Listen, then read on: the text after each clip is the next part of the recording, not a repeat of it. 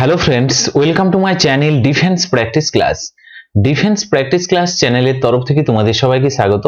প্রত্যেক দিনের মতো আজকেও চলে এসেছি সন্ধ্যা 7টার লাইভ ক্লাসে। তোমরা নিশ্চয়ই জানো প্রত্যেক দিন সন্ধ্যার সময় আমরা একটি ক্লাস নিয়ে হাজির হই, যে ক্লাসটা তোমাদের সাম্প্রতিক যে সমস্ত এক্সামগুলি রয়েছে, যেমন West Bengal police constable, Kolkata police constable, SSC GD constable, তাছাড়াও তোমাদের রেলের গ্রুপ ডি, রেলের এনটিপিসি পরীক্ষার জন্য মোস্ট ইম্পর্ট্যান্ট আজকের এই ভিডিওটি। তাছাড়াও স্কুল সার্ভিস কমিশনের গ্রুপ সি এবং ডির জন্য এই ভিডিওটি গুরুত্বপূর্ণ। তো ভিডিওটি তোমরা প্রথম থেকে শেষ পর্যন্ত দেখো, এবং আজকের এই ভিডিওতে আমরা যে টপিকসটা নিয়ে আলোচনা করব, জীববিজ্ঞান সম্বন্ধে, মানবদেহ সম্বন্ধে গুরুত্বপূর্ণ কিছু এমসিকিউ প্রশ্ন এবং উত্তর, যেগুলো তোমাদের পরীক্ষার জন্য মোস্ট ইম্পর্ট্যান্ট। তো ভিডিওটি তোমরা প্রথম থেকে শেষ পর্যন্ত দেখো, এবং তোমাদের কোনো রকম যদি ডাউট থাকে নিচে কমেন্ট বক্সে কমেন্ট করে জানাবে। তো চলো শুরু করা যাক আজকের ভিডিওর ফার্স্ট প্রশ্ন। মানবদেহে চর্বি কোথায় জমায়? মানবদেহে চর্বি কোথায় জমা হয়? চারটি অপশন রয়েছে, সঠিক উত্তর নিচে কমেন্ট বক্সে কমেন্ট করে জানাও। এডিপোজ টিস্যু, জিভা, এপিডার্মিস এবং কোনটিই নয়। সঠিক উত্তর কি হবে ফটাফট নিচে তোমরা কমেন্ট বক্সে কমেন্ট করে জানাও। প্রত্যেকটি প্রশ্নের জন্য আমি তোমাদেরকে 5 সেকেন্ড সময় দেবো, তার মধ্যে রাইট অ্যান্সার নিচে কমেন্ট বক্সে কমেন্ট করে জানাবে। এখানে কারেক্ট অ্যান্সার হয়ে যাবে adipose tissue. Option A is the correct answer. Right answer কি হবে? Option A. ওকে, এবং তোমরা মনে রাখবে এই এডিপোজ টিস্যু এটি এক ধরনের সংযোগ কলা, যা মূলত এডিপোসাইট নামক একটি কোষ দ্বারা গঠিত। Option A is the correct answer. এর পাশাপাশি যে অপশনগুলো রয়েছে, জিভার কথা যদি বলা হয়, জিভা এটি একটি পেশিবহুল অঙ্গ যা খাদ্য গ্রহণ, জীবাণু, গিলা এবং কথা বলতে সাহায্য করে। এছাড়াও রয়েছে এপিডার্মিস। এপিডার্মিস এটি ত্বকের সবচেয়ে বাইরের স্তর। ত্বকের সবচেয়ে বাইরের স্তর হলো এপিডার্মিস। ওকে, তো তার সাথে সাথে এই এক্সট্রা ফ্যাক্টগুলো মনে রাখবে, তোমাদের পরীক্ষার জন্য মোস্ট ইম্পর্টেন্ট। নেক্সট দেখো 2 নম্বর প্রশ্ন। খাদ্যের বেশিরভাগ অংশ কি দিয়ে গঠিত? রাইট অ্যান্সার হয়ে যাবে কার্বোহাইড্রেট দিয়ে গঠিত। Option is the correct answer. খাদ্যের বেশিরভাগ অংশ কি নিয়ে গঠিত? কার্বোহাইড্রেট। মানুষের দৈনন্দিন যে খাদ্য শক্তির প্রধান উৎস হলো কার্বোহাইড্রেট, এবং কার্বোহাইড্রেটের কথা যদি বলা হয়, যে সকল শস্যগুলি রয়েছে, শস্য রয়েছে আলু, চাল, এগুলি সবই হচ্ছে কার্বোহাইড্রেটের উদাহরণ। এর পাশাপাশি তোমরা মনে রাখবে, এবং এটি স্বাস্থ্যকর এবং খাদ্যের একটি বৃহত্তম অংশ হওয়া উচিত এই কার্বোহাইড্রেট। প্রোটিনের কথা বলা হয়, এটি শরীরের কোষ গঠন মেরামতের জন্য অপরিহার্য প্রোটিন। ওকে, লিপিডের কথা যদি বলা হয়, লিপিড হলো ফ্যাটগুলোকে শক্তির একটি ঘনীভূত উৎস। এই উৎস ভিটামিন শোষণে সাহায্য করে। তো তার সাথে সাথে এই এক্সট্রা ফ্যাক্টগুলো মনে রাখবেন। নেক্সট দেখো 3 নম্বর প্রশ্ন। শাকসবজি ধুলে কোন ভিটামিন বেরিয়ে যায়? রাইট অ্যান্সার হয়ে যাবে এখানে ভিটামিন সি বেরিয়ে যায়। Option C is the correct answer, vitamin C. তো তোমরা মনে রাখবে এটি একটি জল দ্রবণীয় ভিটামিন। যেহেতু এটি জলে দ্রবীভূত, তাই শাকসবজি বেশি সময় ধরে ধুলে বা রান্না করলে এটি দ্রুত জলের সাথে বেরিয়ে যায় এবং নষ্ট হয়ে যায়। অপশন সি সঠিক উত্তর। পরবর্তী প্রশ্ন দেখো 4 নম্বর প্রশ্ন। লোহিত রক্তকণিকা কি নামে পরিচিত? এই প্রশ্নের সঠিক উত্তরটি হয়ে যাবে option B, RBC, red blood cell. এটি লোহিত রক্ত কণিকার সংক্ষিপ্ত রূপ। এর বৈজ্ঞানিক নামের কথা যদি বলা হয় আরবিসির, তোমরা মনে রাখবে এরিথ্রোসাইট। এর বৈজ্ঞানিক নাম হচ্ছে এরিথ্রোসাইট, হচ্ছে বৈজ্ঞানিক নাম। এদের প্রধান কাজ হিমোগ্লোবিনের মাধ্যমে ফুসফুস থেকে শরীরে বিভিন্ন কোষে অক্সিজেন পরিবহন করা। ওকে, এছাড়াও তোমরা মনে রাখবে ডাব্লিউবিসি, হোয়াইট ব্লাড সেল, একে কি বলা হয়? লিউকোসাইট বলা হয়। কি বলা হয়? লিউকোসাইট বলা হয়। ওকে, নেক্সট প্রশ্ন দেখো 5 নম্বর প্রশ্ন। পিত্তরস কোথা থেকে নিঃসৃত হয়? রাইট অ্যান্সার হয়ে যাবে অপশন এ, যকৃৎ থেকে। রাইট অ্যান্সার কি হবে? যকৃৎ, অর্থাৎ লিভার থেকে পিত্তরস নিঃসৃত হয়। পিত্তরস যকৃতের কোষ দ্বারা তৈরি এবং নিঃসৃত হয়। এটি পিত্তরস পিত্তথলিতে জমা হয়, এবং যেহেতু এখানে ক্ষুদ্রান্তে নিঃসৃত হয়ে যায়, তাই ফ্যাটের পরিমাণকে বা পরিপাককে সাহায্য করে। ওকে, এর পাশাপাশি হৃৎপিণ্ডের কথা যদি বলা হয়, হৃৎপিণ্ডের প্রধান কাজ হলো রক্তকে পাম্প করা। কিডনির কথা যদি বলা হয়, কিডনির প্রধান কাজ হলো রক্ত পরিস্রাবণ করা এবং অগ্নাশয়ের প্রধান কাজ হলো ইনসুলিন বা গ্লুকাগন হরমোন তৈরি করা। নেক্সট প্রশ্ন দেখো 6 নম্বর প্রশ্ন, কোষ কে আবিষ্কার করেন? রাইট অ্যান্সার হয়ে যাবে Robert Hooke. Option B is the correct answer. Robert Hooke কোষ আবিষ্কার করেন এবং তোমরা মনে রাখবে 1665 সালে তিনি তার স্বতৈরি অণুবীক্ষণ যন্ত্রে প্রথম এই কোষ অর্থাৎ সেল প্রথম আবিষ্কার করেছিলেন। Option B is the right answer. Robert ব্রাউনের কথা যদি বলা হয়, 1831 সালে প্রথম নিউক্লিয়াস আবিষ্কার করেন রবার্ট ব্রাউন। লুই পাস্তুর কথা যদি বলা হয়, প্রথম জলাতঙ্ক রোগের টিকা আবিষ্কার করেন। এছাড়াও তোমরা মনে রাখবে লিওয়েন হুকের কথা যদি বলা হয়, তিনি কি আবিষ্কার করেন? তিনি প্রথম অণুবীক্ষণ যন্ত্রের জনক বলা হয় এবং জীবিত কোষ প্রথম পর্যবেক্ষণ করেছিলেন লিওয়েন হুক। নেক্সট প্রশ্ন দেখো 7 নম্বর প্রশ্ন, চোখের কোন অংশে বস্তুর প্রতিবিম্ব গঠিত হয়? রাইট অ্যান্সার হয়ে যাবে অপশন বি রেটিনাতে। রাইট অ্যান্সার কি হবে? রেটিনা। এটি হলো চোখের একেবারে পিছনের আলোর সংবেদনশীল স্তর। লেন্স দ্বারা আলোক রশ্মি রেটিনার উপর ফোকাস হয় এবং উল্টো এবং ছোট প্রতিবিম্ব গঠিত হয়। Option B is the correct answer. এছাড়াও কর্নিয়ার কথা যদি বলা হয়, এটি একটি চোখের স্বচ্ছ অংশ এবং তাছাড়াও মনে রাখবে পিউপিলের কথা যদি বলা হয়, এটি চোখের কেন্দ্রে অবস্থিত ছোট্ট ছিদ্র যা আলো লেন্সের মাধ্যমে প্রবেশ করে এবং আইরিসের আকারে নিয়ন্ত্রণ হয়। ওকে, এবং লেন্স হচ্ছে আলোক রশ্মিকে রেটিনার উপর ফোকাস করতে সাহায্য করে।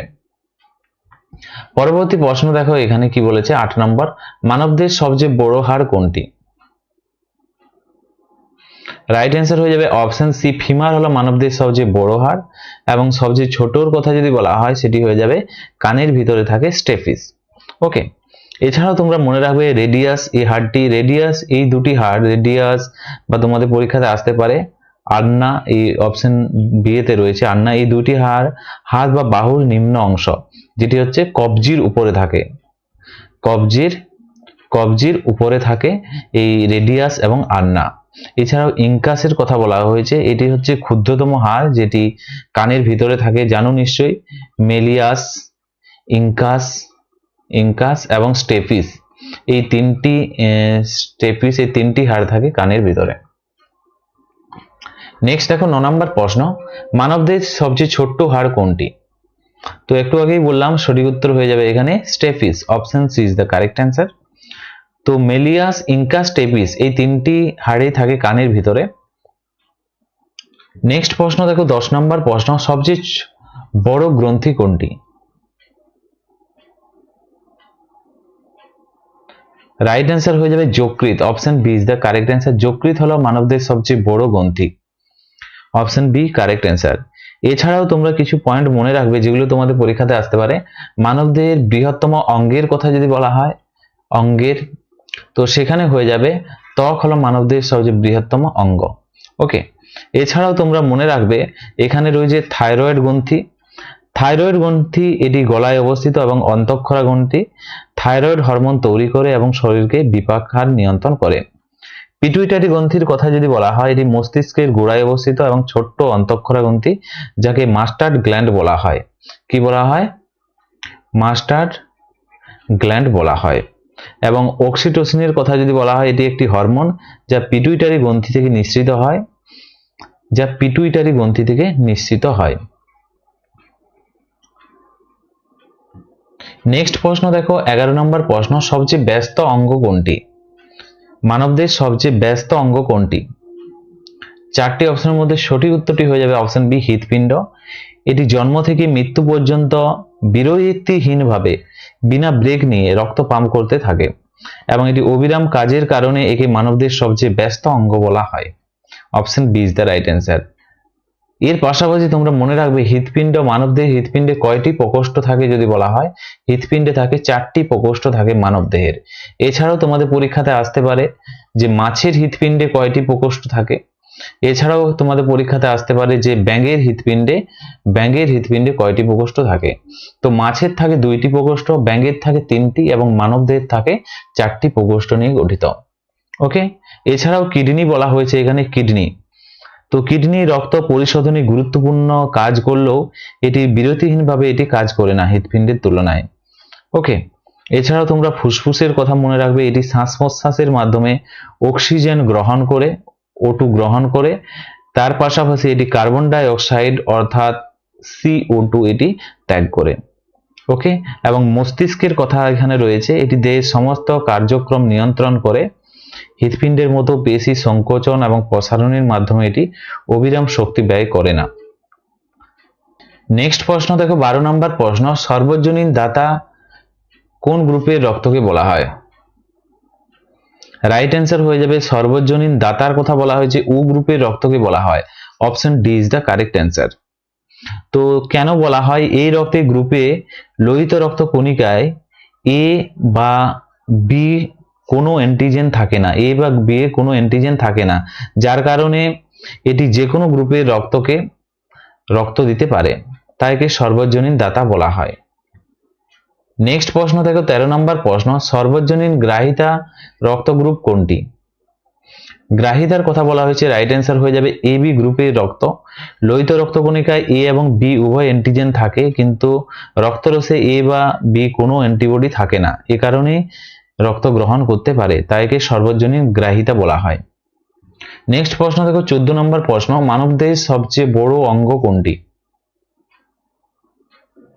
রাইট অ্যান্সার হয়ে যাবে ত্বক হলো মানবদেহের সবচেয়ে বড় অঙ্গ এবং এটি শরীরকে রক্ষা করে, তাপমাত্রা নিয়ন্ত্রণ করে এবং ভিটামিন ডি সংশ্লেষণে সাহায্য করে। Option B is the correct answer. Okay,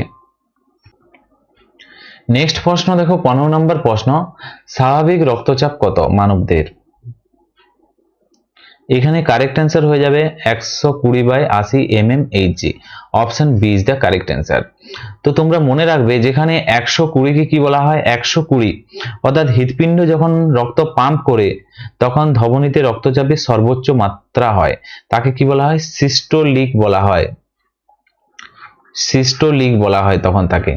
এবং 80 অর্থাৎ নিচে যখন নামে তখন তাকে কি বলা হয়? হৃৎপিণ্ড যখন বিশ্রামে থাকে, রক্ত ভরে যায়, তখন তাকে বলা হয় ডায়াস্টোলিক বলা হয়। কি বলা হয়? ডায়াস্টোলিক বলা হয়। ওকে, নেক্সট প্রশ্ন দেখো, 16 নম্বর প্রশ্ন, লোহিত রক্ত কণিকা অর্থাৎ আরবিসির আয়ুকাল কত? রাইট অ্যান্সার হয়ে যাবে 120 দিন। Option A is the correct answer. Next প্রশ্ন দেখো, 17 নম্বর প্রশ্ন, শ্বেত রক্ত কণিকা অর্থাৎ ডাব্লিউবিসির আয়ুকাল কত?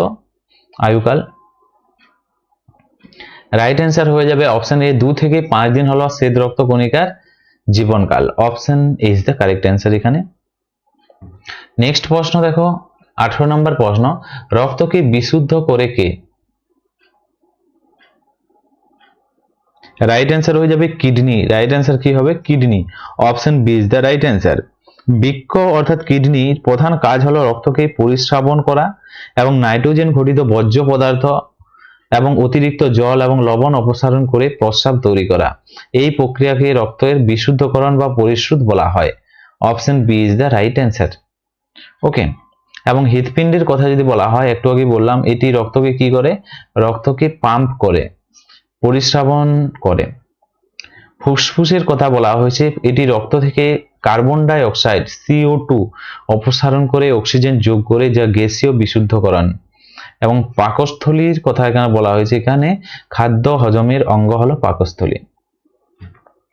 পরবর্তী প্রশ্ন দেখো, 19 নম্বর প্রশ্ন, সবচেয়ে ছোট্ট কোষ কোনটি? রাইট অ্যান্সার হয়ে যাবে option C, mycoplasma. Option C is the correct answer. এটি সবচেয়ে ছোট্ট স্বাধীনভাবে জীবন ধারণকারী কোষ এবং এটি ব্যাকটেরিয়ার কোষে কোনো কোষ প্রাচীরও থাকে না।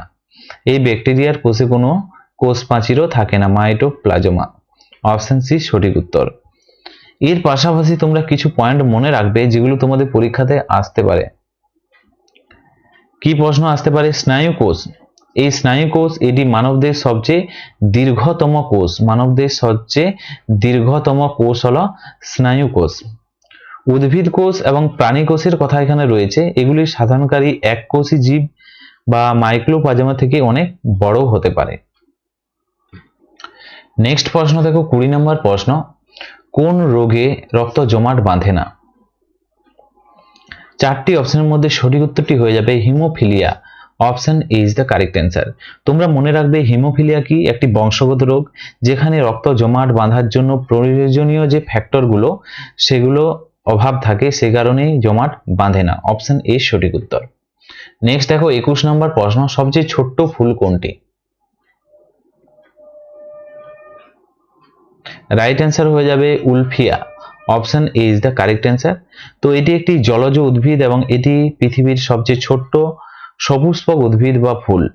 এর আকার সরিষার দানার চেয়েও ছোট হয়ে থাকে। Option A correct answer. Next দেখো 22 নম্বর প্রশ্ন, ক্যান্সারের চিকিৎসায় কি ব্যবহৃত হয়?